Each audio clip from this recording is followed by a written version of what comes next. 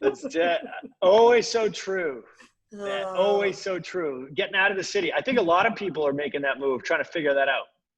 I think there's a lot of uncertainty.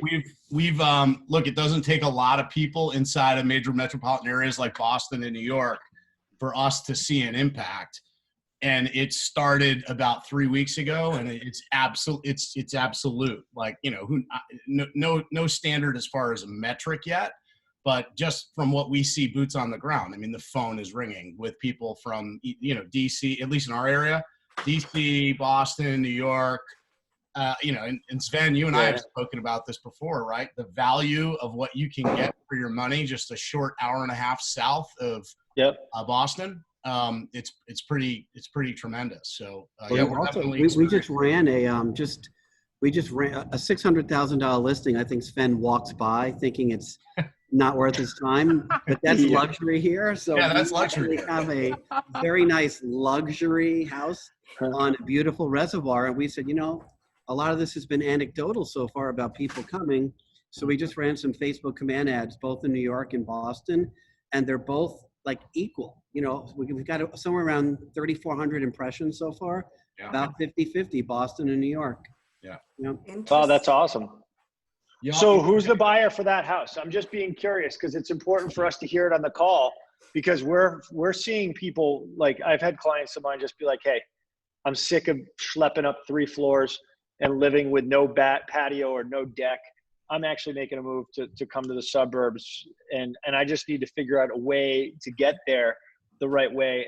And I'm just being curious, who you guys seeing, you know, and who's going to buy that $600,000 house? The typical buyer is going to be a move-up buyer in our market, right? So your typical buyer for a $600,000, $700,000, $800,000 home in central Connecticut is someone who's selling, you know, what was their first home, and now their family's grown and they're looking for more space, which, you know, again, the price, you know that dynamic already, and that's who you're normally going to sell to.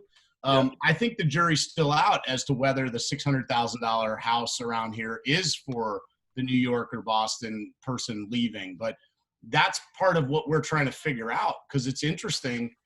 We've all learned over the course of the last 90 days that a lot of our clients and ourselves can work from home, right? We can actually work in environments that don't require us to get on the highway and commute every day. Like, those are sort of old behaviors that the new world might not require. So if that's the case, and you could work from anywhere, but you still maybe had roots in New England or in the Northeast, you'd say, where could I get the best bang for my buck?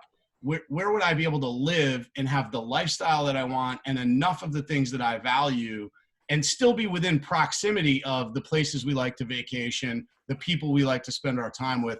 And honestly, if you take like Fairfield County and go north all the way up to the tip of Maine, you know, I mean, look, I may not be able to offer an objective opinion, but I'd say central Connecticut's got a really, really good argument for being a great place to live, right? Because it's you know, it's a great spot. So, you know, we don't know yet. This is new, but there's absolutely some metric that's going to come out of this that's going to say people have left urban markets. But by the way, the last time this happened, most of us were kids, right? But this did happen in the 70s, and there was urban flight, and people went to the rolling green hills of Connecticut and, you know, built their lives there, and then said, it's boring here, we want to go into the city, right? And then they went back in the city. So we're just living through the trends, I think. So true. Sorry, Lorna, we didn't mean to overwhelm you with this call, but I think it's Lorna, this is what talk happens. about it. Yeah, we can't have the two. Right, you get me and Matt on the phone. And like, Well, the good news is it sounds like I need to have you both back near the end of the year to tell us the story of the trend that happened this year. We shall see. Yeah. All right. Yeah, see, well, I love it. Important. So welcome everyone to our mastery panel. This month we are talking about teams. Team buildings. Should you be on a team? What role would you play in a team? And most importantly, the strategic partnership of a team leader and their director of operations, and how having those two amazing forces together can build an amazing business for an agent. Does that sound correct, Matt and Sven and Prescott and Ed? I am in. All right. Spot on. Love it. So I didn't get all of the information in terms of, I want to make sure I give you guys, let everyone know a little bit about your teams. So I'm going to ask you to do a quick informational about what your production was in 2019, what the makeup of your team is. So Prescott or Sven, I'll let one of you go first. Go ahead, Prescott. Jump Yeah. in. So last year, so we have a team of 9 people currently. We have 6 agents and we have 3 admin, one of them being myself. So we're currently at 9 team members. Last year in 2019, I believe we did 83 transactions for a total sales volume of just under 74 million in sales volume. Awesome. Thank you for that introduction. Matt and Ed, please introduce your team. Sure. So we are based in Central Connecticut. We have 12 full-time agents, which does not include me as a full-time agent in production and Ed as a full-time agent in production. Both of us operate and will sell probably between 40 and 50 transactions a piece while also running the business from the seats that we're in. So I'm in the role of CEO, Ed's in the role of COO or Director of Operations. We have, in addition to that, 12 full-time agents and 4 administrators. So the total team is 19. Last year we did just under 400 units. This year we'll do 500, about 82 million last year and anticipating just over 100 this year. And you know, it is interesting. You can look at the dynamic between Sven and my business, and we sell the same volume, but our businesses are structured very differently, which is, I think, cool.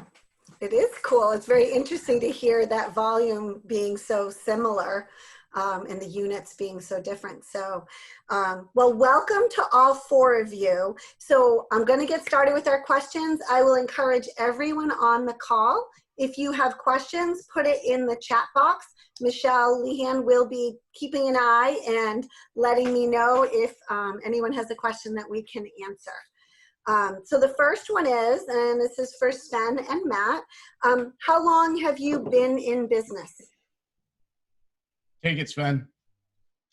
I've been in business for 19 years. And so I started with a couple different firms before I joined KW, and I'm grateful that I did in terms of the brand and this training and some other pieces. And 2018, we opened up our mega agent office right here at Winchester Center, which was a pretty cool place to be. So we've evolved and changed, and our model is,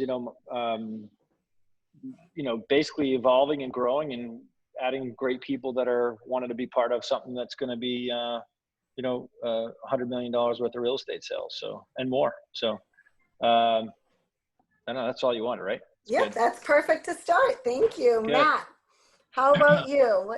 How long have you been in business? I have kind of a storied entry into real estate because I started as like everyone's worst nightmare of a client. In 2003, I was 27 years old and knew everything that anyone ever needed to know about real estate and started as an investor. So I was one of those guys that called and irritated you about go open doors for me. I was that guy. So I started investing and buying multifamily property in Central Connecticut in 2003.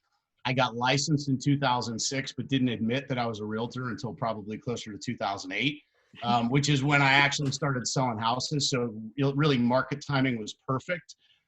Just as the market careened off a cliff when Scott, nose diving into the gutter, I jumped in all in and said, this is the perfect time, which actually in retrospect it was, because it created a lot of great habits for me. So from 2008 to 2010, I was unraveling the mess of a property management company that I had launched and built and owned and was over leveraged in while I was simultaneously building up a real estate business. And really around 2010, I started the team. That was when I kind of shifted and said, okay, I'm going to admit it. I'm a realtor. This is what I'm going to do. I'm all in and I'm going to make this my business. So it's been about 10 years with real focused effort. And you said that's when you decided to make a team. Was that the year that you made your first hire? Yeah, that's the year that I said, I'm going to get rid of all this other stuff and stop distracting myself with these other things. And I'm going to get really good at one thing first. And I made a hire that year. Yeah, that's correct. And who was that hire? What role was that in your? The first hire was, well, it was an assistant. And like a lot of us, you know, I did it the wrong way many times before I got it right. My first hire was an assistant because I just needed somebody to schedule showings for me, because I was consistently showing up to appointments to show property without the next properties booked or confirmed. So I just needed somebody, because I had a lot of clients, but I didn't have any time to schedule all the showings that I needed. And so I literally like looked for a heartbeat inside the office and said, hey, if you came in for like 2 hours a day, would you just schedule showings for me so I can go out and show property all day? And that was it. That then led to, you know, oh, could you put some MLS entry in for me? And that person was totally ill-equipped to do that in an organized way, but they were able to at least get it done so I could show up to appointments and have them confirmed. Okay, I love that story. Sven, when did you make your first hire? How long were you in business, and what role was that? So I hired my first assistant. So I knew my weakness in this business early on. I knew I am the guy that wants to be face to face with clients. And I knew early on that I was not the guy that was super duper organized and focused on all of the stuff that needs to happen. And so early on in my career, after 2 years in the business, I hired an assistant. So I hired an admin person, and I said, I need to do this because I was sick of being in the office at 11 o'clock, sending out postcards by myself. And my wife's like, where the heck are you? So I just decided that I looked at and at the time I had a coach, and they asked me the question, like, how much money are you worth per hour? Right?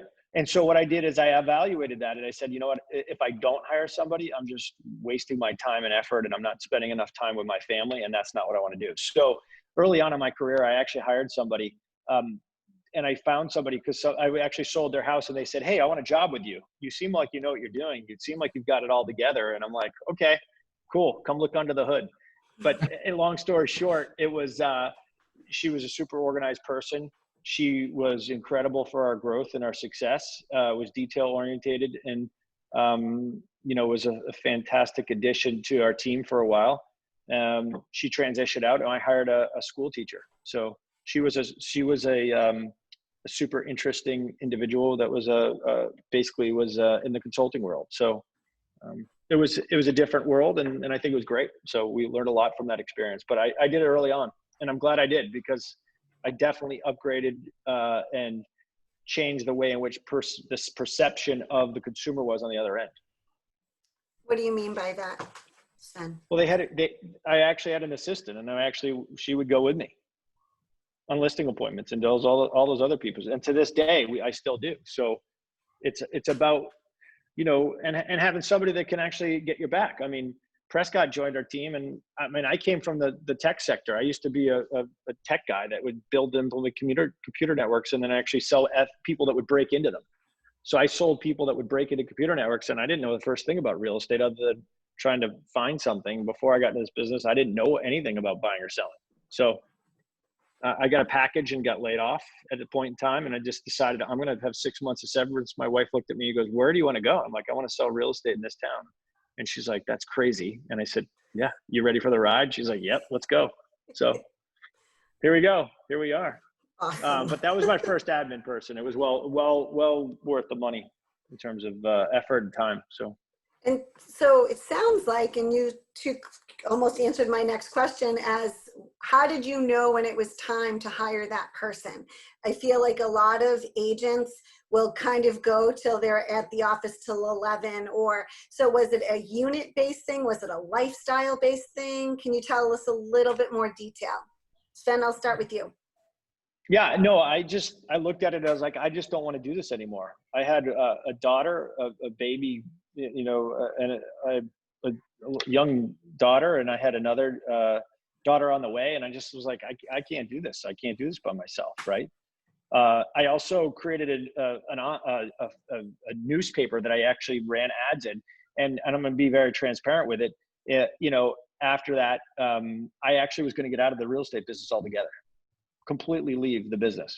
because I was actually spending more money than I was actually making money, because I had to keep this quote monthly newspaper ad going to keep my business alive, because I was focused on actually building that up, but I was actually selling newspaper ads. I was like, this is stupid.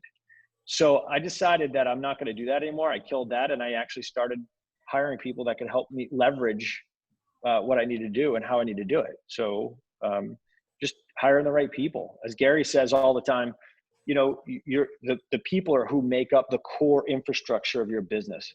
So when you hire the right people, and those right people build culture around what you're doing, you win. So we're creating an incredible team, and Prescott's Prescott's one of them, but he's helped me implement and change a lot of what we're building, and we're doing it together, which is awesome. So that is awesome. Matt. Yeah. The question is, how did I know it was time? How did you know it was time? Like, was it units? Was it just that late it's hours? When, and what would you advise, I guess, in terms of knowing it a little quicker before you're almost ready to quit, or working till you know, can't? It's actually not a metric that exists outside of you, right? The reality is, and Sven nailed it, it's the same experience I had. And the more time you spend around really high achievers in the business, what you realize is it's self-awareness of where you stop and where your actual capacity to produce the vision of your product ends. And so for me, there's actually a moment, I've shared this story before, there is a real moment in time where I realized that I had exceeded what I was going to be capable of. And it was sometime around that early 2010. So I'd been selling real estate for about 2 years, and I had really kind of committed to the idea that this was going to be a way for me to build a future.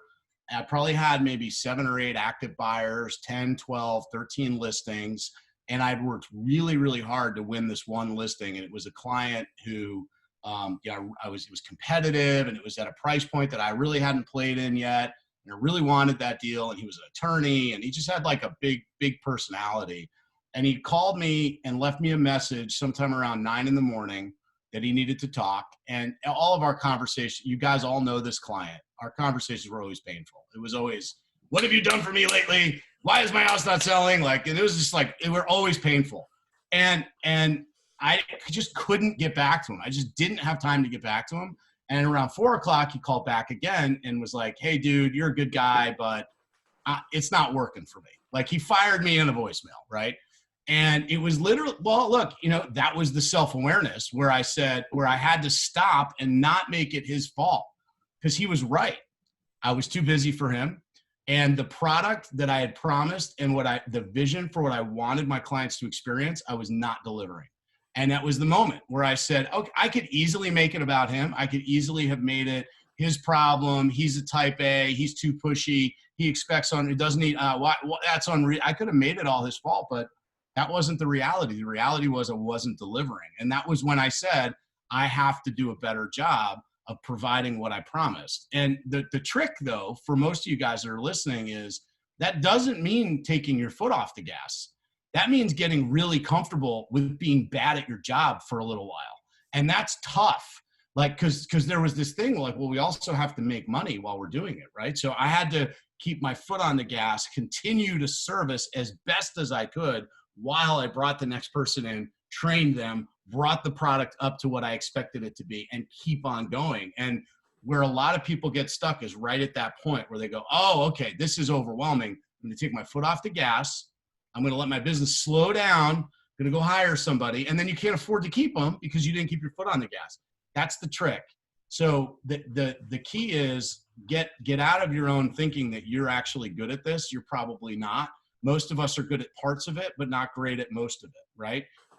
Just figure out what parts you're great at and immediately start replacing yourself for the stuff that you're not great at. Even if you're good at it, even if you're moderately okay at it, someone else is probably great at it. Just imagine that you could just surround yourself with people that are great. And to Sven's point, if everybody in your team operates at a great level in the thing that's their thing, you'll do 10x what you expect to do on your own. So you just got to let go of stuff. You got to be prepared to do it. That's the hardest thing. I have to say that's the single hardest thing, because I think all of us are probably control freaks, because I know I am. So what, to your point, Matt, you just nailed it. Like letting go of something was huge. And I think that the more that you let go, yeah, right, Kim, right? If you let it go, the real biggest challenge, and you have to let go of some clients too. And remember that, because there's some clients, like Matt's client, that's probably, it was meant to happen that way. Totally. Because, and that's a hard thing in this business when you're first getting started. It's like, oh my God, I'm driving to a place that I don't even know I've ever been to, and or this guy's dragging me through the mud. You know, there's story after story of people. You find the right people that you gel with, and build a relationship and build your business around those people, because they're your biggest cheerleaders. And you find those cheerleaders who are there, and you're going to grow your business. And I think that's a really important important part of what you're doing as you're building your business, because that is the core of what I've built, is people that really love and endorse what we're building and where we're at. So it's a pretty cool thing. But to Matt's point, it's spot on. You know, you're really not good at, you think you might be good at everything. You're really not. Just hire the right people. I love this part of the conversation, because what holds so many agents back from that first hire is thinking that, hey, my clients want me, they don't want someone else. And in fact, what they want is a level of service. And when you get to a certain level in your business, you can't be the cook, the hostess, and the bartender. It doesn't work. The balls are dropping. So you hit that ceiling, and at some point you want to go to the next level. And this answer actually brings greater service and more focus to your clients, right? The trick too, to both of your points, is that as you do it, you're making that shift from what you were a practitioner of, being a realtor, to stepping into leadership, right? And the really hard part there, and where again agents fail in this first transition, is they're willing to let go for a second, but not long enough to let the person drive off the road. And you actually need to let people in your world drive the car off the road. And that's so hard, because you're like, wait, I've worked really hard to get to this point. I'm going to let you take the wheel. No, only a little bit. No, I got it. You just sit over there. You didn't actually give away any part of the job. You just brought somebody in that you now have to feed. They're never going to know how to do it unless you let them mess it up. And that's so difficult. It's really hard, because you know how to do it. You're good at it. You're probably not great at it. And if you hire somebody who's great at it, they'll figure it out quick. But they're still going to dent the car. They're probably still going to dent the car a few times. It's just that is such a great analogy. Yeah. Thinking of my teenage daughter while you're saying that. Yeah, well. So and you're right. People pull back then, right? And they say, oh, it didn't work for me. And what they don't realize is that leadership is a totally different skill from sales. Yeah. And you have to practice your leadership in hiring people, and that first or second person you hire, it might not be that perfect hire. You have to kind of learn how to do it. So it's, I think part of it too, for at least for me, is the fear of hiring someone. Am I going to be able to support this person? And I think that's the scariest part for me, at least. Yeah, I was scared too. Yeah, I can totally relate to that. I mean, there's no guarantee in it. You know, you're definitely betting on yourself, and you're also going to dent the car. You're going to make mistakes, right? So I have dented the car plenty of times. Yeah, you're going to invite them in, and I just I think the best way to do it is from a place of, you know, candor and vulnerability, and you know, it's that, especially if it's your first hire. You don't have to show up like the CEO of a Fortune 500 company. You just have to be honest with the person. Like, you're my first hire. I've never done this before. Here's where I want to go, and I want you to come with me. But I want you to understand, I've never done this before. You've never done this before. We're going to learn together. If you can have that kind of relationship, rather than what we've built up as some image of like, oh, well, once I hire somebody, then, you know, it's going to be suit and tie every day. Like, no, it's not. That's not how I roll. And yet I had this image that if I had to hire somebody, well, I better change everything about, well, that's not going to work. Just be honest with who you're hiring, and you'll get the right person. And if they believe in what you're doing, they'll be all in. They'll love it. They'll be all in. You'll find the right match. I love it. Thank you. Roger Allen may have a question if we just want to reach out and see. Sure. Roger, would you like to ask your question? Or maybe his hand's just up. I was going to say, let me see.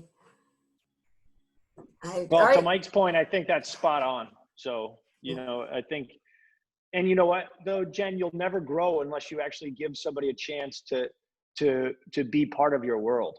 And that's the hardest thing to do, right? Like Matt's saying is like, if you can't, you're going to let somebody, if you're not willing to let somebody dent the car right now, if you will use that analogy, which is brilliant because I got a 16-year-old daughter too, and I'm figuring out which kind of car to buy her. The reality is that how many dents are you willing to take before you, but how many dents are you willing to take to get it right? Because it may not be right. And I got to tell you, the worst thing that you can do is hire a friend.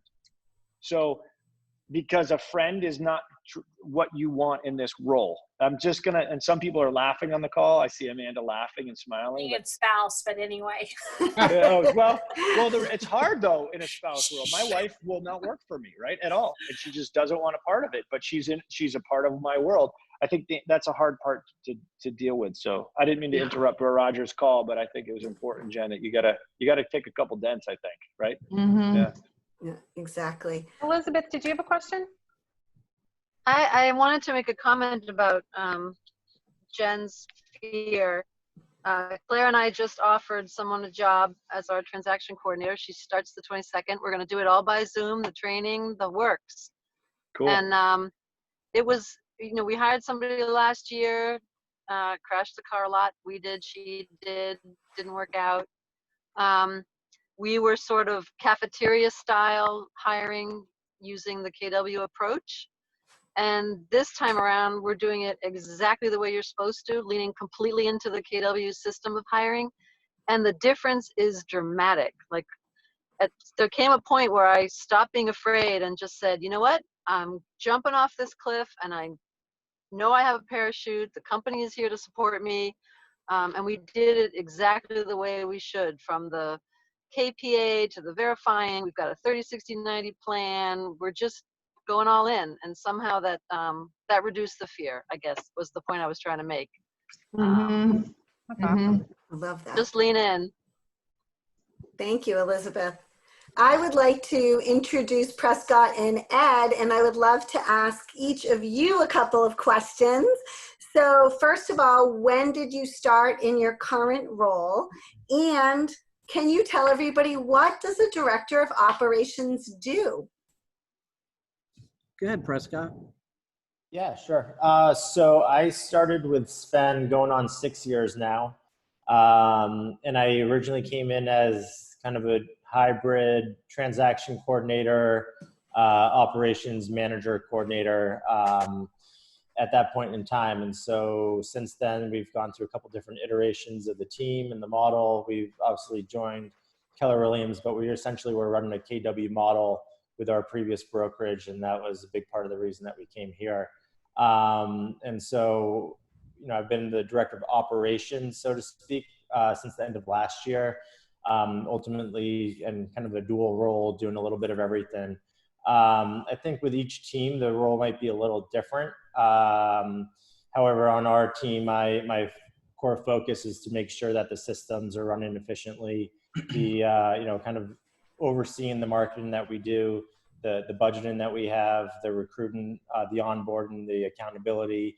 You know, I also am still involved at a high level in the transactions as well. So kind of doing like more like a lead admin kind of role right now. It's, you know, everybody's wearing many hats. As we grow, those roles are definitely going to be more kind of focused and narrowed in terms of the, you know, the scope, so that everybody, you know, I think it's been said a couple times, but everybody on a team, it's, you know, everybody has their strengths and weaknesses, and it's finding the right people to be on the right seats in the bus. And Sven talks about that a lot, is you have to be in the right seats in the bus. And so as you start to build that up, you can really focus and hone in on what you're good at. And so, you know, it's kind of pretty much all the behind the scenes stuff that, you know, your face may not be out there, but, you know, you're ultimately touching a little bit of everything. And so that's kind of what my role is. Wonderful. Thank you. How about you, Ed? Is your role similar? What does that look like? I mean, I would say it was similar, but I think Matt touched on it lightly. He and I are both very much in production. Like, so we are each, if not, we're usually in the top 3, oftentimes 1 and 2 on the sales team. And Matt and I have a very similar background, like where we came from. I worked in corporate America for 20 years. I have an MBA in finance, and I actually owned 2 RE/MAX franchises for a bunch of years. So that's actually how I know Sven back in the RE/MAX days. And I got to the point where, although I was a business owner, it's not that much different than most of you as real estate agents. You come up against your own humanity and your own limitations. Like I could get my business to 40 to 50 people, then it would contract down to 20, and then I would do it all over again. And I just really wrestled with myself for about 6 years that I actually wasn't great at everything. Right. So it was at that point where I decided, like, I have to do something else. And I came to Keller Williams about 6 years ago. And pretty quickly inside of that, I went to family reunion and Matt and I met, and we dated, as I like to say, for about 2 to 3 years. That there was clearly this opportunity for us to come together, but it wasn't like the timing, like anything else, wasn't right. I said, well, I'm still not convinced I can't do this myself. So I went out with some other people, built some systems, which is really what my background is. I'm a numbers systems person. Got a team of 3 people to do 100, but I was miserable. It wasn't my thing. Like, the sales part wasn't it. And about 2 years ago, we kind of figured this thing out, that we had a shared vision of getting a business where we could do 3,000 units inside just the state of Connecticut. And I don't think that's that much different than as individual agents trying to attract people to your team, whether it's an admin or a director of ops, that it's really your vision that's going to get that person into your world. It's actually not the money, because this had nothing to do with money. This was a shared vision of collaboration and partnership, which really brought Matt and I together. And while we are very similar, we are very dissimilar, and we have a healthy balance between that. And I think, although we don't formally follow that structure, there's a great book called Rocket Fuel that has this organizational design around visionary and integrator. And I think I really live, it's how, God made me an integrator. Like, I love making sure all the trains run on time. I love making sure the numbers work and the process work and the system work. And it's certainly not that Matt can't do that. It's just that I'm probably a little better at that. It's not that I can't recruit, but he's way better at that. He's much better at that. So when you can line yourself up, not because you, I think it was saying easier, not because they can, it's just you're signing them up to do a job, because they're going to get bored of that pretty quickly. And not because they make these people that you bring into your life make your life easier. When you're looking at it through those lenses, I just don't see that working long-term. It's casting the vision, attracting people into it, and keeping them on the path together. And whether it's ops or admin, it's kind of the same stuff. Like, my role is very much like Prescott. We just, I think they basically did the same volume, and we did, same number of volume, and we did 4 times the transaction. So in our world, we have to have a lot more. You have the same systems, you just have to have them bigger and broader. And quite frankly, that's what we're building that for 1,000 units right now. So I spend a lot of time blowing stuff up, quite frankly, right now. Yeah, he breaks everything, which is good.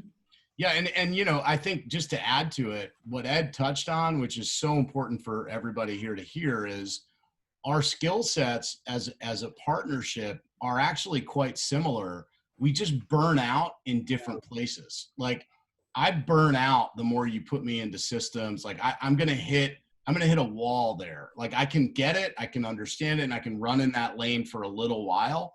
But the longer you keep me in there, the more exhausted I get, the more burnt out I get, the less I become good at the things I'm naturally good at. And Ed's the same way. He can coach all our agents and support them and give them counseling and recruit, but like, he's going to just hit a wall way before I am. And so when you really find that partnership where it's like, look, you take this stuff, I'll take this stuff, you can really run fast. And it is a good, it's like a relay race. Like, you know what, you take this, I'll take that, we got it.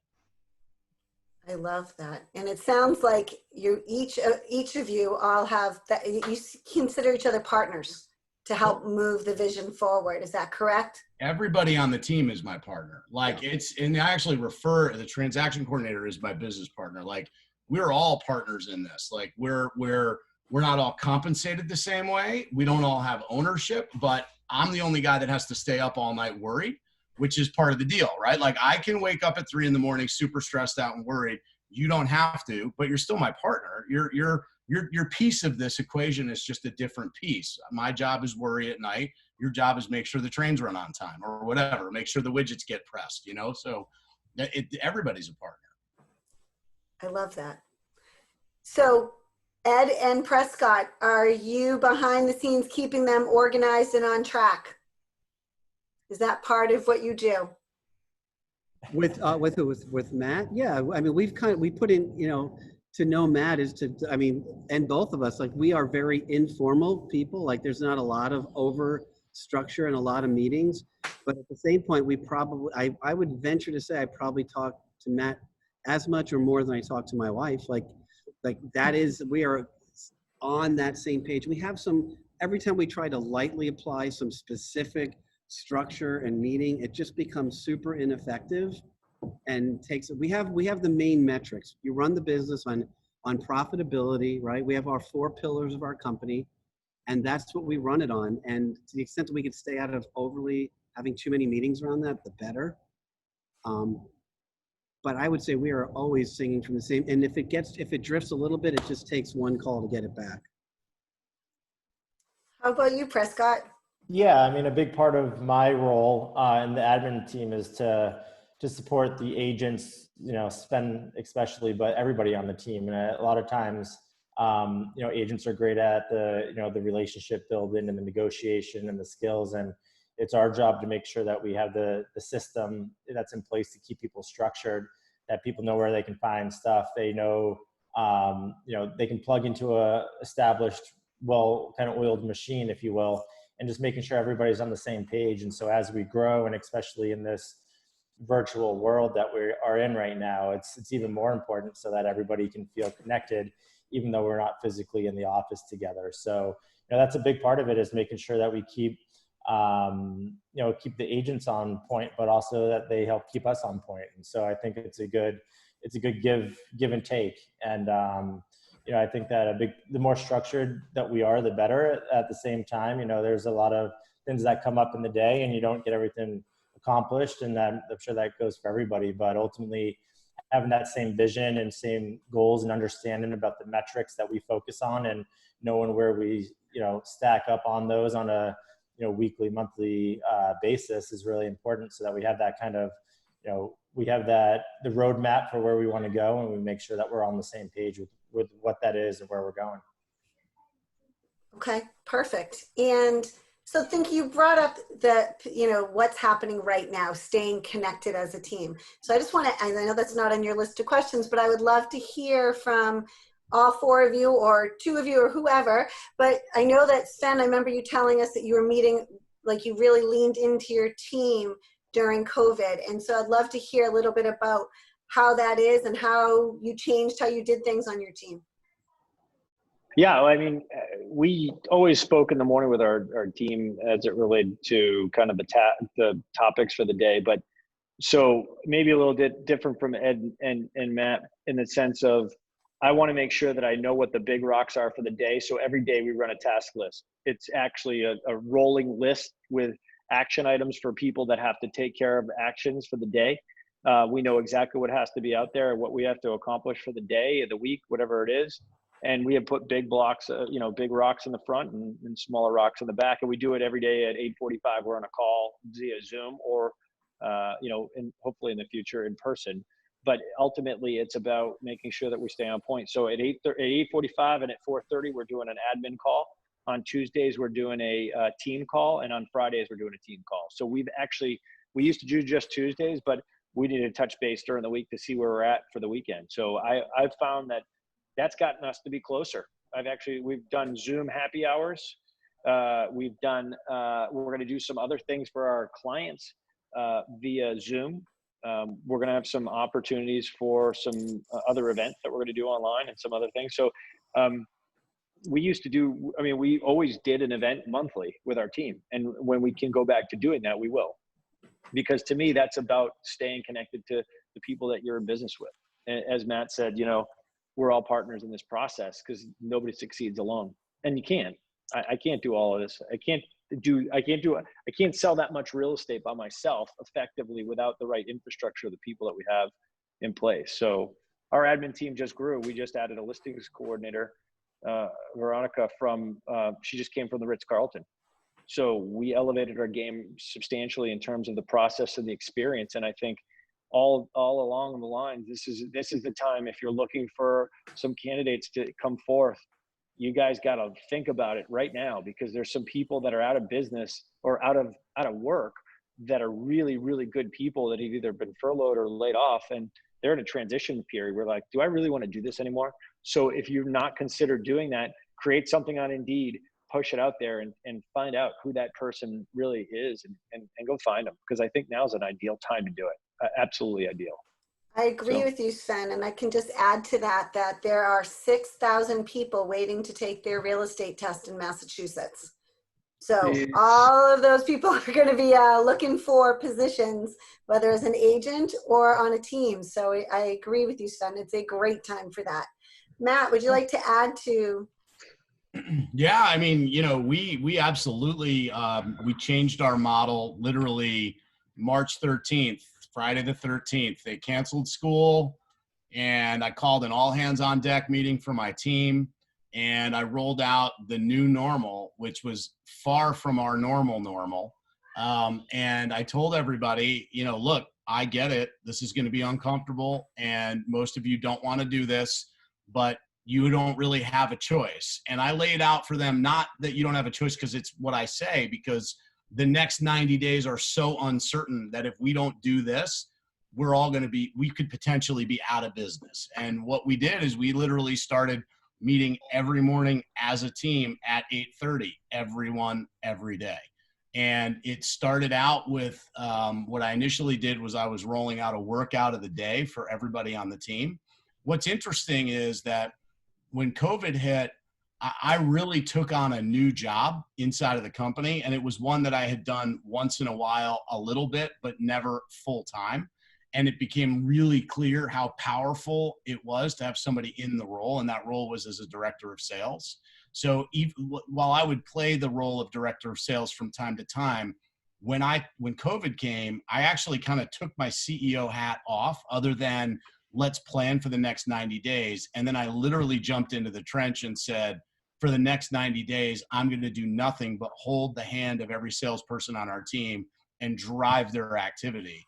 And we 8:30 every morning, script calls, script practice, 8:30 to 11:30. Zoom is live. Everyone is on the phone, lead genning together. That's 12 people looking just like this on the phone with the mute on, making calls. At 11:30, we unmute, we report our activity and our successes, how many appointments, how many virtual tours, how many virtual open houses, what have you scheduled in that 3-hour time block. And really it's just become this mantra of, in the morning, your job is to schedule appointments. In the afternoon, it's sell something or sign something. And that's it. So then the next morning, okay, who sold something or signed something last night? You set up, and then ready, set, go, set appointments. That will never go away. And one of my agents actually brought it to my attention today during a one-on-one. She said, what's fascinating is it takes 66 days to form a habit. It hadn't even occurred to me. And she's like, it's been about 90. I wouldn't know what to do with myself if I didn't get up every morning and get on that call. Now, why this is so critical for you guys to get. We were not a team that did anything like that. We literally had one team meeting a month, right? Like we had I think we did 2 rise up calls a week where we would do a call, kind of state your intentions. Like the level of accountability went from 10 to 100 really fast, which to me was just a testament to how committed the team is and how lucky I am to be in business with these people. Because I basically said, I'm going to make everything really painful and uncomfortable during a really painful and uncomfortable time. Like I can see some of you guys squirming, thinking about the reality of getting up at 8:30 and being on a Zoom call for 3 hours every day and having a lead gen in front of your peers. Nobody wanted to do that. I didn't want to do it. I mean, who wants to do that? Like we like our, and initially the call was 8:30, and then everyone would state their intention, we'd get off. about a week and a half in, I was like, I already know what's going on. And I just said to everybody, here's what's going on. You're getting on at 8:30. You're telling us what you're going to do. And then you're not doing it. And then the next day I'm like, what'd you do yesterday? It's like laundry, clean the dishes. Like, okay, that's none of us are going to make it if we do that. We're just not going to survive. And that level of accountability showed up and everyone responded. It made some people squirm. It made some people uncomfortable, but now it's just the new norm. We get on at 8:30 and we have script practice live. So it's 2 lucky winners every day. This person, this is an open house attendee. This is a FSBO. This is this, ready, set, go, ring, ring. They do it live in front of the whole team. So it's it feels a lot like a job for people, which is, by the way, when agents raise their hand and they're like, hey, I'm thinking I'd like to get on a team. I'm like, you sure? This is like different. This isn't what you think it is. Like it's a lot of work. But that's been tremendous for us and it'll never go away. Like that's never going away now. So have your numbers changed significantly since you've been doing this? Yeah, we're up this year by about 20%, which to me, considering a pandemic, is pretty awesome. We have not added any agents. So that's like pure production, not through acquisition of business, but just through accountability. And frankly, I don't actually think we're going to even see the impact of that until right about now. But we have back to back the 2 best months we've ever had in our team's history in June and July. Our May this year, we were up by about 25% over last year. And again, this is all in the context of we have to reinvent the business. The other thing to know is, and those of you guys who know me and my team, 73% of our business in 2019 was repeat and referral business. We were not anywhere near what you would consider like the phone jam lead gen type of team. We were a team that our playbook, this is the term, our playbook is the people we know. We had 26 client events scheduled for this year. Movie events, Harvest Fest events, beer and bourbon tasting. We are a team of handshakers and people about town, not lead generators. But when that shift happened, the simple answer was, you don't have a choice. Like if you want to be in the business, you better become a lead generator. Because you can't have people over your house anymore and have cocktails in the backyard. We came up with some cool solutions and things that were a little different, but ultimately, yeah, we changed the dynamic of the team, which has been awesome. And it was scary, but it was awesome. I love that you focused on that lead gen, and that leads me in, because I see that we have a question about it, is buyer agents. So after your admin, who was that next hire? And when did you hire a buyer agent? And I'm going to load it all on. And what are your expectations around those buyer agents each day? Sven, I'm going to start with you. Yeah, so I hired our first buyer's agent. Wow, that was a while ago. Because I knew that I couldn't manage 5 open houses or 6 open houses in a weekend, and I couldn't juggle all these different things by myself. So after my admin person, I hired somebody to help me sell, and it was lucrative for both of us because every opportunity that came in, we would put him in front of other clients, and so that was great. And it was the right thing to do at the time, because we had an admin support staff that would do all the transaction management pieces, and then we'd have the buyer team member that would be part of, doing what we need to do for buyer clients, and it was successful. So when was that? What are you talking about in terms of transactions, or in terms of? Well, just did you hire anybody else? One of the questions was, what was your second hire after your admin? Was it a buyer agent? It was a buyer's agent. Yep, it was. Okay. I didn't have 2 admins. I just had a buyer's specialist with me, which was a team agent. We call everybody a team agent. So we don't call people buyer's agents. We call them team agents, because we want to make sure that, and it might be something for you to think about. We don't want them to be pigeonholed into just saying, oh, you're a buyer's agent, because it doesn't give them opportunities on the listing front either for clients. So that's something you can consider when you're trying to hire a partner or a real estate partner, if you will. On the team. But ultimately it was about making sure that I could capitalize on trying to eliminate and spend some time back with my family. And I really wanted to do that. So I just said, you know what, I'm not afraid of giving away some of this big piece of pie. I'd rather share some of it with somebody else and have them take on some of the components of you know, dealing with buyer clients too. So, and as we've evolved, I work with a very select few, if any, buyer clients, and or we partner with one of my team members to do that, so that I can be in production on the listing side predominantly with my team members. And so I'm not typically working with buyers as much as I had been in the past. So, and I just moved away from it, and then ultimately it's actually helped me grow, right? Because with that, you actually help set the expectation, and again, you set the expectation, like Lorna said, you elevate your game, and you set the expectation with the clients of how you work or what you do and how you do those things, and they get a quality of service that, like Matt said in the beginning, you can't deliver to them because you don't want somebody to fire you. And I've been fired too, just like Matt has. Like, you know, you said you were going to do something, you didn't do it, you didn't follow up, and you didn't do this and that. And I'm like, yeah, I can't. I just physically can't. So that's when you step up and you make a move, and you get some dents, but you still move on. And then I just think ultimately it was about, you know, saying to myself that I it's not worth it to take time away from my family. And I just decided that that's a model that I don't really, you know, I'm okay with. You got to be okay with it if you're thinking about doing this. Sorry to interrupt you. So it sounds like each time that your family started to suffer, you made sure you were hiring to be able to leverage so you could have time with your family. Is that accurate? Somebody told me this, Lorna, and I'll never, ever forget it. And I hope that everybody on this call takes this and writes this down. Remember that when you say yes to somebody, you say no to somebody else, and no is typically who you say is your family that you say no to. Because you always say, yes, I'll show you that house, or yes, I'll do this, or yes, I'll do that. And typically when somebody's asking you, because I remember one instance where my youngest daughter, or my oldest daughter at the time, asked me to do something. I'm like, I'm sorry, I can't, honey. And I'll never forget that time, because she was crushed. She looked at me, started crying, and I was like, oh boy, because I had to go show a house. And so I just said to myself, you know what, what's it worth? What's it really worth? And I just made that decision at that point in time, Lorna, that I'm not going to sacrifice my family life for that.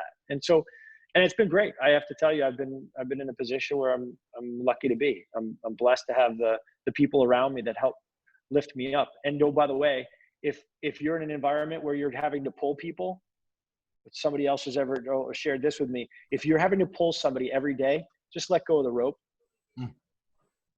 Just let go of the rope, because guess what? You're going to consistently have to pull them all the time. And one of my coaches told me that. They said, listen, if you have to pull the rope every single day, guess what? It gets so draining. And I don't want to do that. I'm never going to do that. So I just let go of the rope, and I'm not going to deal with the people that are doing that. And some people say you're hard about those things. I'm like, no, I'm all about just trying to figure out how to release and be able to be comfortable in my own skin and be comfortable for who I am and where I'm at, and just let go of the rope. And that's with a lot of things, with clients too. I've done that before. And Prescott said, hallelujah, right? Prescott? Yeah, hallelujah. You let go of the rope, boom. So it's important in life though, because those people are those are the time suckers. And Matt jumped on the call and said that. Those are the people that are just not worth holding on to. And some of those people may be in your world right now. And if you can let go of that, it changes everything. So do it. Love it. Matt Miale, what do you have to say about buyer agents? When was that? What was the second hire? Was it a buyer second hire? I get this question a lot. People ask, when should I hire, or what's the right order? And I would do it way different than I did it. Like I wound up where I did, but I dented the car a lot. And knowing what I know, the thing that I was best at that I couldn't admit was selling. Like I was really good in front of clients, right? But I was so impatient around trying to build something so big that I skipped over some really important things inside of running a business. Those of you who've known me or seen me before know that profit was one of them. And so to me, you're not ready. Like if people call and ask me, I just had somebody reach out to me last week and ask me, I've got an assistant, I'm thinking about hiring a buyer's agent. And I said, could you send me over your P&L? I'll let you know if you're ready. And they were like, well, I don't really do that. And I'm like, you're not even ready to have an assistant then. Like, are you running, you got to really get clear. Like, who are you hiring and what are you hiring to, right? Like, so to me, the buyer's agent shows up when you are maxed out on what you can do. Like, you are turning clients away because you literally can't service them anymore. And the reason you have to understand why this is so important, people want to hire a buyer's agent because they want to stop working with buyers. That's actually the wrong reason. That's like the wrong reason. That's not why you do it. Like, people go like, I want a buyer's agent because I just want to work on listings. Well, that's actually not why. Like, that's the wrong reason. You want to hire a buyer's agent because you have so much opportunity that you can give away, that you're already maxed out. You can't take new listings. You can't service them anymore because your time is already being spent servicing existing clients. And that's when you give them away. The reason is that it's too costly. What you don't understand about hiring a buyer's agent is how expensive it is to your business. It's not a split conversation. Like, every deal that you bring in under your umbrella as an organization is worth 100% of the commission to your organization until you hire somebody, and now you're giving 50% of that commission to them to service that client, or 35, or whatever that winds up being. The reality is you will serve your business so much better by keeping that capital inside of the business and providing a better customer experience by hiring admin and operations. And I learned that the hard way, because I went out and hired a bunch of buyer's agents because I was good at teaching people how to sell. So that meant that I could get people into my world, teach them how to sell. They could go out, create opportunity. And then what did I do? I repeated the same problem that I had the first time, which is we create a whole lot of chaos and have actually no way of servicing all the chaos that we created, because we're really good at getting into the relationships and not really good at servicing them. Sometime around 2014, I realized that we were so good at getting 5-star reviews as long as we sold a house within the first 4 weeks. If we sold a house after 5, 6, 7 weeks, which, by the way, in our market is not unusual other than the last couple of weeks, our typical average days on market is going to be around 80, 90 days. The bottom line is, if we sold in the first 4 weeks, they were still riding the high of when they first met us, and we were great at getting it live. We were awful at communicating with our customers. Like, it would go live and it would just sit out there forever. No price reduction conversations, nothing. And we were just taking listings in and losing them out the back door because we had no service for it. So your best investment is inside of your operations and your management systems way before you go hire a buyer's agent. You need to be working 12-hour days, pulling your hair out before you say, I'm going to give away any business. And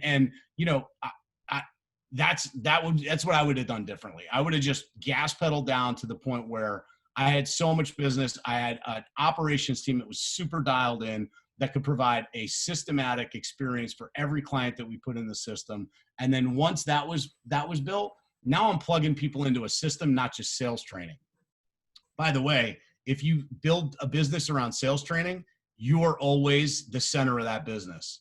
Like, there's never anything else for people to hang their hat on, right? So that was the other lesson that kind of came out of that, which, so if you're a solo agent, you've got one assistant, your first job is go create enough revenue to hire a second assistant.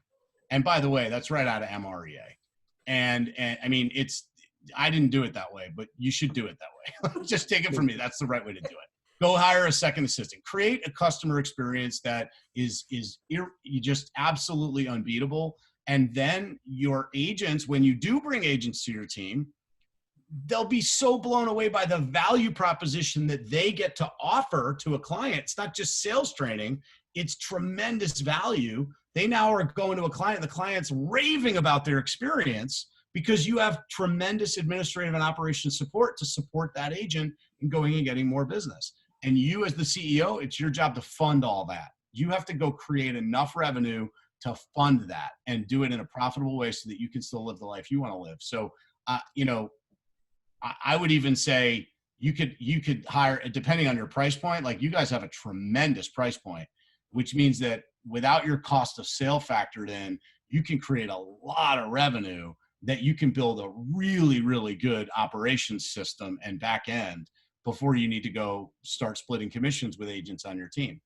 A lot of us are just in a rush. And we think the fast way to get there is bring in more agents. Trust me, that is not the fast way, right? We're all agents, right? You guys know you're crazy, right? You all know you're nuts. This is a crazy population. Like we're all crazy. Like it's a lot of crazy in one room. So You're scaring all our new agents here, Matt. You're telling them they're crazy already. This is exactly. You can't tell them. Laura, this is like when they say, "Hey, I'd like to be on the Miale team." I'm like, "You sure?" It's a little weird. Yeah, we're a little candid. Things are tough. That's a good thing. We love transparency. So, who does the hiring on your team?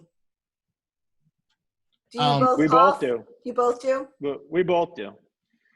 And that's a really important piece because I got to tell you, Prescott's been instrumental in this process and systematizing all of what we do. We have a whole playbook for team agents when they come on our team for a 30, 60, 90, for 30 days, 60 days, 90 days, 100 days. And then we have it all mapped out for everything. But Prescott's built that book. And it's a Bible in terms of how to get people up to speed. Because I was like, how do you figure this out? Like Matt was like, you've got to be redlined to do what you need to do. Meaning redline, are you maxed out with what you're doing before you do it? But you've got to find the right people to be able to implement those things so that you can have a guideline for people to follow when they get on board. And I think that's a really critical thing. And once you have it, we do it together. So, and we follow the MREA we follow career visioning to the T. We thought in the beginning, we didn't need to do that, ladies and gentlemen. We thought we didn't need to do career visioning. And I have to tell you, it took us, how many months, Prescott, did it take to hire a listing coordinator? 11. 11 months. And how many interviews do we have and resumes did we go through? The resume is probably 1,000, at least a couple thousand. Wow. Are you listening, Michelle? Nerve-wracking. I'm telling you that here's a situation. We were just about this close to hiring somebody else. And before this, we did hire somebody before COVID happened, and we let them go because I knew in my heart of hearts after we put them on point and went through the career visioning process, that wasn't the right fit for our team. And guess who we found? Somebody from the Ritz.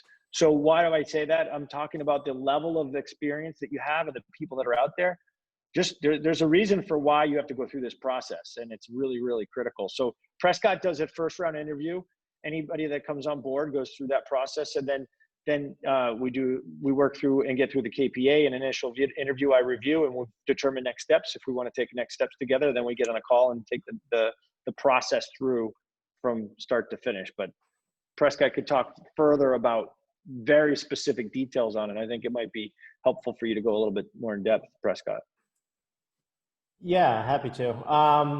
It's all about a funnel, right? And just casting a wide net, and there has to be stop gaps for what you're doing and going through it. And ultimately, the career vision process is to filter people out that don't want to be a part of that and go through that process. And we found that as you go through it, the people who are the right candidates and the fits for what we're building, they enjoy the process and they appreciate it and they value it. And so I feel like it's really helped to separate people and give us clarity on who we're going to business with. And so, each step in the process is, just making sure that it's the right fit for us. And we cast a wide net. We had a couple thousand. Well, we initially tried to hire or, farm out the recruit to somebody who's not even in our market, to a third-party company. And they don't know exactly who we are and what we want. And we just had to look in the mirror 6 months, 7 months in to say, this is on us. We need to take control of what we're doing and what we're building. And at that point in time, we really leaned into the CV process and just took it in-house. And I think, it's definitely a learning curve, but once you go through it, it just gets easier and easier. And there really is value there. So, I can't speak enough about the process and really following it. And by the time, if we get to the level of where I actually put somebody in front of Sven and get them on the call, then they've gone through at least 3 to 4, steps in the process. Because a lot of my job is to protect Sven's time. And I'm not putting just anybody in front of him. And so, we go through that process together and just ultimately wait until it's the right fit. Wonderful. Sven, you know you're lucky to have Prescott, right, Sven Andersen? Oh, I know.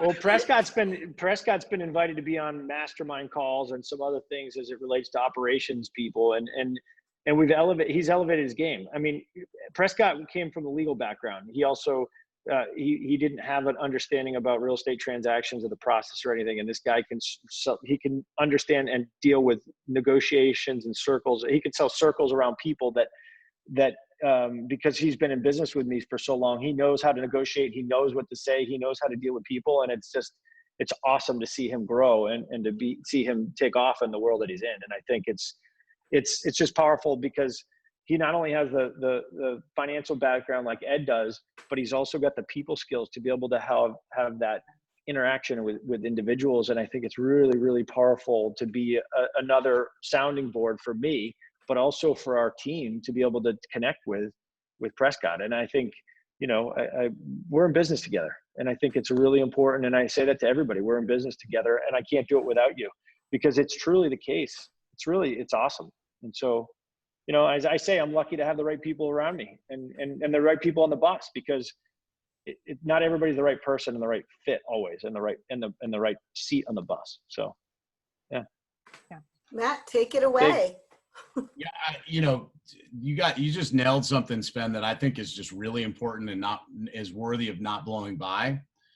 When you get into your first hire situation, it's really typical for you to go hire somebody that you perceive as being someone that you can teach something to, right? So your first hire you're probably going to fail at that, because your human nature will be to go hire somebody that you don't see as a peer, or you don't see them as challenging you, right? Because you are still assuming some position of authority. And I know that because I lived through it. And I absolutely see Ed as a contemporary and a peer, and as someone who can challenge me. And that is what makes the business go way faster. So if you can figure that out early, like, don't go hire an admin because you think that they can check the boxes and cross the T's and just keep you organized. Go hire somebody who buys into the vision, who will challenge you to move faster and is willing to check the boxes and cross the T's for a while, because they believe that you're going to go build something big enough so they don't have to do it that long. And it's like really big mindset shift around the people you surround yourself with, because it can feel kind of uncomfortable. One of my mentors gave me great advice and just said, if you're looking for A-level talent, you better be prepared to be annoyed by them all the time. And it's the truth. A-level talent, you're all part of that crowd, by the way. And when you have annoyed somebody because it's not moving fast enough, or it's not being fixed the way you want it, or whatever it is, A-level talent is annoying to be in business with, and you should invite that. Like, it's liberating, it's exciting. But if you're in the way, they're going to irritate you about it. Like, and that's the right thing for them to do. We're usually not prepared to invite that level of scrutiny and accountability into our life. But, Sven, when you talk about how you and Prescott, you guys are partners, like, I'm sure if you're in the way of him getting something done, he's letting you know. And Ed and I have that conversation daily. Like, it's daily. It's like, come on, let's go. Like, this thing has to get done. And it's both ways. And we're accepting of that. And that's a real partnership. And by the way, if you can figure that out, like one of the best examples of that, I think, is Ben Kinney inside of his organization. And he gives a ton of credit to Jolene, who was his first hire, that's been with him for like 15 or 17 years or something like that. She was cleaning houses, but they just made an agreement early on, and she's now running his entire organization, selling over 3,000 houses. Like, that's a pretty tremendous partnership. And that's a person that's going to challenge you. That's really who you want to look for. To answer the simple question you asked, who does most of the hiring? Ed does almost 80% of the KPA and CV process. We do follow that to a T. Like many people, we thought it was a menu, not a formula, and that doesn't work. You got to follow the process. And we just recently hired a marketing coordinator. Same thing. It took us months. Went through extensive process. and it works. It's just worth it. It's worth the time investment. When you don't do it, it's not worth it. He tends to do all the hiring, and recruiting on the operations side, and I tend to be leaning more toward the sales side. But ultimately, we sort of both participate in that process. Nobody gets in the door without both of us giving a thumbs up, and even the team giving some sort of feedback. You do the group interview that's talked about in career visioning. We do, and not as like a green light, but as like that to me is the cultural litmus test. So inside of that, what you're doing is you're not saying, hey, I want to introduce somebody to you. Because again, we have a big team. So we have a lot of big personalities and big opinions. So you don't introduce somebody to the team and say, what do you think? It's more like, we've already made a decision. We'd love to get your insight. Like, because you can't put somebody up against a group interview. You can't spend 17 hours with somebody and then ask them to do a Zoom call with somebody for 40 minutes and think that their opinion is going to be as deep and valid as what you've already invested in. So it's an important way to present it. But yeah, we do the group interview. We do the defense committee. I mean, everything. It's worth it. It's worth it. That's awesome. Would any of you like to, I know you've used some KW lingo, and so talking about career visioning and the 30, 60, 90. Can you explain what that is? Sure. Career visioning is a very succinct process to go through for hiring candidates. And I'll let Prescott talk further about how we go through that. But the 30, 60, 90 is the process for how we review a candidate in 30 days, 60 days, and 90 days. And oh, by the way, just a tip here, never pay anybody that's going to work for you, because I had an experience where I actually wrote a check to somebody and they tried to sue me because I paid them for a half a day's work. So if you're going to interview somebody and have them work for you, just don't do that. Tip. And oh, by the way, when you do hire somebody, they're in a 30-day trial period. They're not an employee until after the 30-day period. And if they pass the 30-day period, the trial process, then they're part of your world. Otherwise, they're not. And that's a contract piece that I learned early on that you have to do to protect yourself as a business owner. But Prescott, if you want to go into the 30, 60, 90 is 30 days, 60 days, and 90 days. And we have a process for what expectations we have for that candidate along the process road, whether they're their marketing person, our listings coordinator, or a team agent at different levels. So Prescott, each person has that 30, 60, 90, no matter what role you're hiring them for? Correct. And ultimately it's a trial basis for the first 90 days. And I say this is a trial basis for both you and for us. And, I think I go into the CV process saying the same thing, is this is geared of making sure it's just as good a fit for you as it is for us. And so I think the career visioning process really helps to understand what's important to somebody, what makes them tick, how they operate, how they would fit into our world and our vision, and ultimately what we can do to make them as successful as possible, and that the role that they go into is going to be a long-term fit.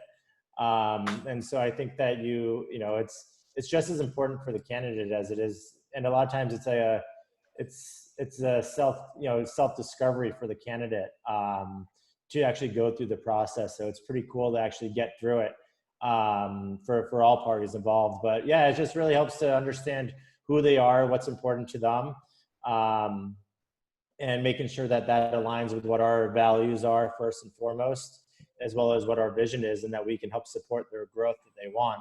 And the last thing that we want to do is get to, go through this whole process, which it is quite a process, and find out that, hey, we weren't fully transparent from the start, and it's different than what was presented. And so we're very transparent about who we are and what we want and what we're looking for, and that it's not a fit for everybody. And if it's not a fit, then so be it. It's just, we want to be transparent from the start. And this is all about clear expectations. So that's what the 30, 60, 90 is hey, after 30 days, this is what you should have, these are the benchmarks, this is where we should be at.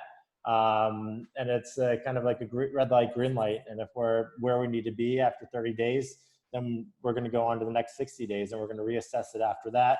so on and so forth. And so I think it just provides clarity to people about what the expectation is. And, these are the standards that you are expected to hit within these timeframes. Wonderful. I have a quick question, Marna. Sure. So you are all incredibly dynamic and you've built great businesses. And I know you have very aggressive growth goals over the next months, years. Can you tell us the next hire that you are looking, who that person is that you are looking for? I know I recently, just today, received a text from Matt, and I know Prescott is looking for, Prescott's team is, Prescott and Sven are looking for certain people. And I just want to give you an opportunity to tell us a little bit about that next who in your world, that next person in your world, in case that person happens to be on the call today.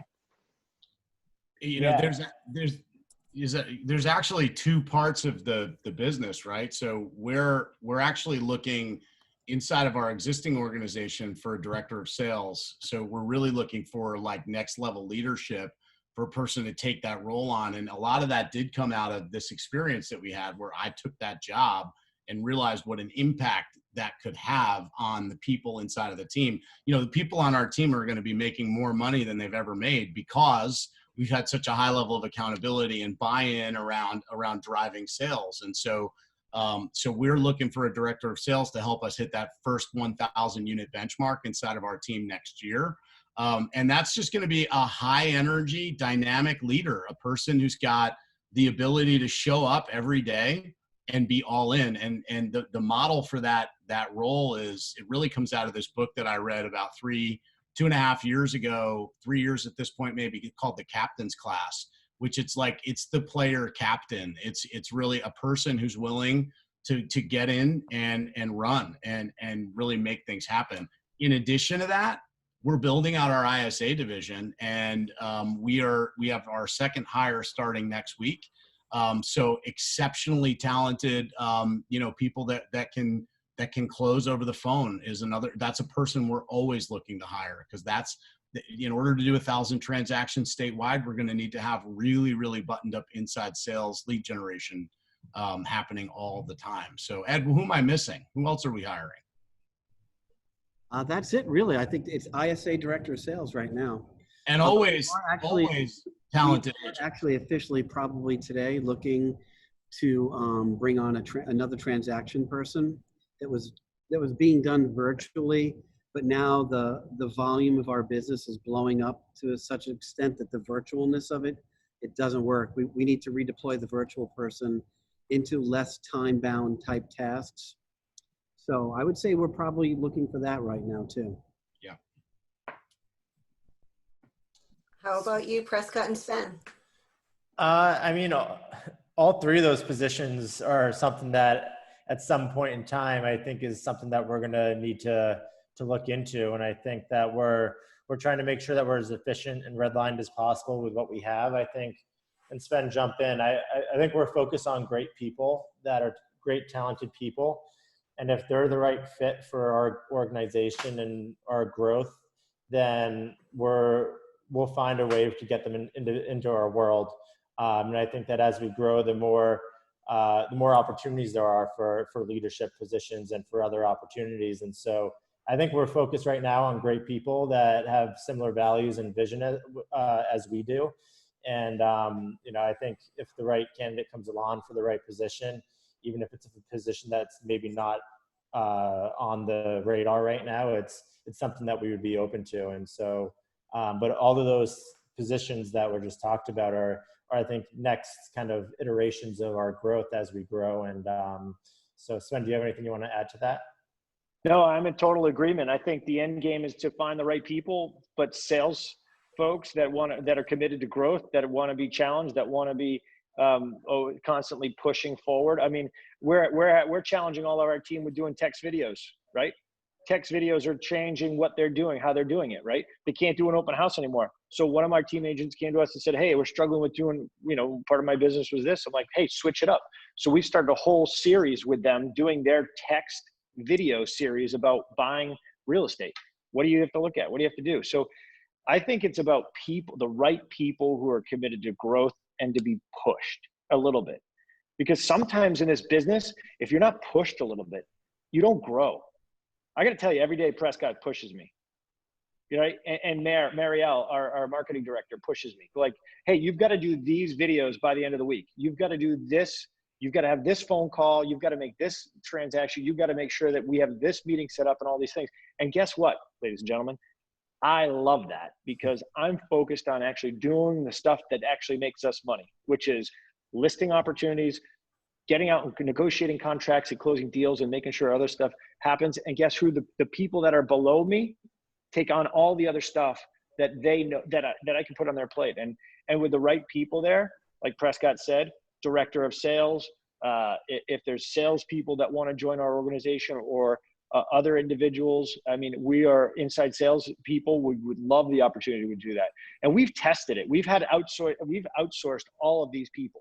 We've outsourced ISAs. So we've had an outsourced ISA model that I actually had somebody in Connecticut actually trying to do these things. And I got to tell you, just like Ed said, outsourcing things, because we did a virtual transaction management piece, it was very challenging. So the more people that you can get in your world, in your cultural, in your space, the better off you'll be. So we're always looking for great people. And as Prescott said, we're going to find a seat for them on the bus if they're the right people. So I am just always amazed by the opportunity within this company. And when you think about all the different positions that are available on your teams in leadership, it's just incredible. And so I want everyone to think about those people that you meet who you just look at and you go, wow, that person is really talented. Think about where they could fit in our organization. Someplace probably. So well, you've met that incredible server at your favorite restaurant, who you walk in and be like, you be the perfect person to connect with the people that I have in my world. Guys, pick up the phone, call them, find out who they are, go after them and find them, because they might not be working anymore. I just think that you've got to take steps differently than you used to in the past. And we're doing, we're doing Boston Real Estate Scholarships Fund, where we actually have a fund created in a video that we're paying for people to get their real estate license. And we want to find people that are really good fits for what we're building. And not everybody is. And there's challenging people. The people that step up and want to be part of what we're building will. And those people, they come to us. I'm not going to go search out those people anymore. If they find that there's the right model in our world, then it's a great fit for everyone.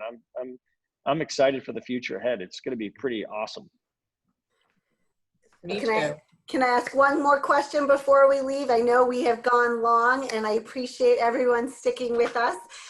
Thinking about, I've had a couple people here asking pros and cons for a new agent to join a team and become a team agent. What would you say to that? How would you answer that? I'll take that one. I do, and I'll take it just because I do have a hard stop at 5. So at 5, I'll jump off. But a team model is not for everyone, and there's really 2 things that get in the way of somebody understanding the value of a team early on. And I always say it's ego and it's money. And if you are somebody who really needs to do it yourself, to learn hands-on, you're going to struggle inside of a team, because especially in our business, where you are going to be bombarded by opportunities to be distracted. And especially when you get inside our team, I mean, stay in your lane. You must hear that 37 times a day in our team.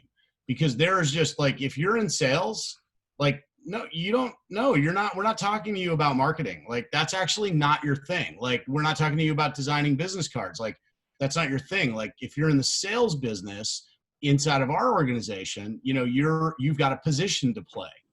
It's like playing football, or any other sport, right? So you guys are all New Englanders, so you're probably Patriots fans, right? And I wonder how much advice Tom Brady took from, the defensive end on who he should throw his passes to. Like, hey, dude, you worry about tackling the quarterback. I got this, right? Like, and if the defensive end was spending an awful lot of time talking about quarterback plays, like, Well, what is he not doing? He's not getting proficient and awesome at being the best, pass rusher that he can be. And so we just really live inside a world where, like, you get in the organization, and Sven said it multiple times. If you're in the right seat on the right bus and you're a great defensive end, you're going to love your life because you're awesome at that. And that's just going to really, really rock for you. Independent agents that want to be in charge of everything struggle, because we come in and we're taking everything off your plate and then just putting you on a highway and saying, go run, which, by the way, even more of a reason why that career visioning process is so important, because we weed out those people that need that experience. And there's nothing wrong with that, but the cons of being on a team are you're gonna do one thing exceptionally well over and over and over again so that you can win at that one thing. And that's not for everybody. The pros, I think, far outweigh it. You get all the value. Even just the economic value to me is tremendous, right? So people often are pausing and getting involved in a team because they're like, well, it's a split in the commission. But when you look at the value you get, right? So if you're typical agent, so we'll spend $1 million on marketing this year, right? Like and if you're a typical agent and you're closing enough transactions to bring home net 125 to 130,000, your split to the team might be 125 to 130,000, but your value is you're getting $1 million marketing budget. You're getting, $375,000 worth of operations staff for a very small investment. Like, you get all of it. You get all of it. You get all the events. You get all the value of that. So the pros far outweigh the cons, but some people need to do it on their own for a little while. That's true too. Like, I've had that experience. That's why we actually don't accept anyone new on our brand new agents. We often tell them, like, go play for 6 months and see how it works out for you first. Interesting. Sven and Prescott. So, what do you mean? Just drop the mic. Boom. Matt nailed it. I mean, honestly, like, so we sit with people and they're like, yeah, I want my name on the sign. I'm like, well, okay, well, it's not. It's our name, and we're together. It's not my name. It's our name. And I think that is an ego thing. And just like he said, it's a money thing. So, and there's people that can't release. If you can't release, then you should be an individual agent. And if you can't let go a little bit, then you're not going to ever grow. And so, I think that's spot on. If you don't ever want to release to grow, you'll never take the next steps forward. And so it's a hard thing to do, though, when you're an individual agent, because it's all about you. Your clients call you for the vendor's information. They call you when the pipes are broken and there's a situation and you don't know who to call. Like, they call you for all those things. And we take those phone calls, but I can actually hand them off to somebody to take care of it and be able to get them the service level that they need and they deserve and they want because of who we are. But yet I don't have to do it all the time, because Prescott steps up. He's like, hey, I got that on your email. I'm all set. I mean, he's in my email all the time. He's like, I'm getting rid of all the clutter. So ultimately, finding the right person to join a team is one of the most challenging things, but it's one of the most rewarding things that you can do too, because the people that do join, they see the value. And I can't tell you how powerful it was when we had a speaker on our team call, and they said, hey, Sven, that was the most influential speaker. And I used the tactic that they talked about and what you talked about in one of your team meetings to actually close a deal with my client. And or from being in the background negotiating with another broker, but completely making sure that it was them with the voice, but yet they were always pushing through, was critical. Thanks, Matt. You rock, dude. Thank you, Matt. Thank you very Peace, much, buddy. Appreciate you being on. Thank you. Yeah, so I think ultimately it's about, growing with the right people and making sure that you have the right individuals on the bus in the right spots. And I think ultimately, you try to have the right folks there, but sometimes you can't. It's not always perfect. It's not always perfect, right? And there's some people that joined our team and it just said, it's not for me. I don't want to be held accountable. I don't want to be on a phone call twice a week. I don't want to. I'm like, that's absolutely fine. And we set that stage up in front of at times. So you know, when we get into business with somebody, we really want to know who they are and what their goals are, because it's got to be in line with what we're doing or what we're building. So I hope that was helpful for everybody. And this was amazing. It was amazing. yeah. Yes, So thank you much. so much. You covered so many aspects of teams and the partnership that you all have. And I am beyond grateful for everything. In case everyone doesn't know what area you cover and you might want to get some referrals, would you like to mention how they can get in touch with you? Sure. Prescott, fire away. Tell them my cell phone, my dial pad number. Yeah, so we are located out of Winchester, just north of Boston, in the suburbs up there. We do pretty much anything from Boston up to, the New Hampshire line for the most part. And yeah, so we're the north of Boston area. In terms of getting in touch, you can go on our website, andersengrouprealty.com. That's Andersen with an E-N, not an O-N. So we get that a lot. And Sven's, you can go on our website, you can find our contact information if you have any questions on the ops side of things, or for Sven, both of our contact information is on there. So yeah, we're happy to be a resource to people, and I say that all the time, and I truly mean that. So whether it's with our team or someone else's, I know there's a lot of question marks out there, especially right now. So if there's something we can do to be a resource for you, we're happy to be so. Wonderful. Thank you so much. Ed, are you still on? If you want to share your contact information, I know I can't see his face, but I'm not sure. They made it clear, all of Connecticut. Yeah, all of Connecticut, and it's the Miale team. And Matt did post his phone number in the chat box, so if you need to reach out, I will let you all go. This was amazing. I can't believe how fast the hour and a half went that we were here. So thank you both, for all four of them, for sharing. And we look forward to seeing you at the end of the year, where we hear about all of the trends that are happening. I'll be calling. Let's do it. You guys rock. Thank you so much. Amazing. Thank you. Bye, guys. Thank you. Bye. Take care, Thank everybody. you.